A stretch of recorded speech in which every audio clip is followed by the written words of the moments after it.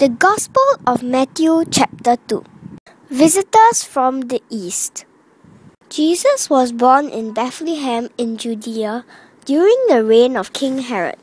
About that time, some wise men from the eastern lands arrived in Jerusalem, asking, "Where is the newborn King of the Jews?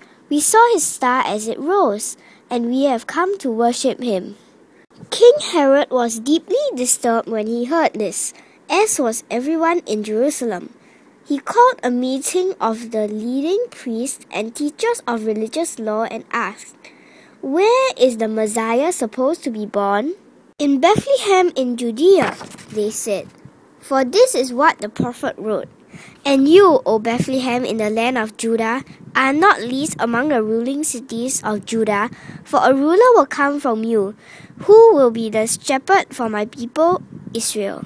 Then Herod called for a private meeting with the wise men, and he learned from them the time when the star first appeared. Then he told them, "Go to Bethlehem and search carefully for the child, and when you find him, come back and tell me so that I can go and worship him too." After this interview, the wise men went their way, and the star they had seen in the east guided them to Bethlehem. It went ahead of them and stopped over the place where the child was. When they saw the star, they were filled with joy. They entered the house and saw the child with his mother, Mary, and bowed down and worshipped him. Then they opened their treasure chest and gave him gifts of gold, frankincense, and myrrh.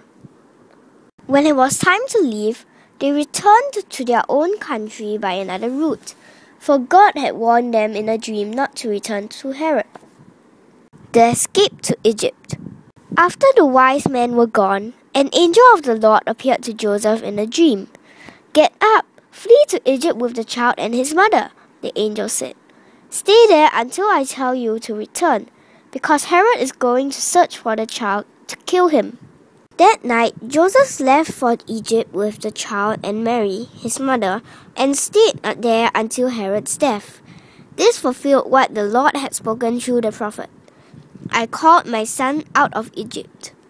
Herod was furious when he realized that the wise men had outwitted him. He sent soldiers to kill all the boys in and around Bethlehem who were 2 years old and under, based on the wise men's report of the first star's first appearance. Herod's brutal action fulfilled what God had spoken through the prophet Jeremiah. A cry was heard in Ramah, weeping and great mourning.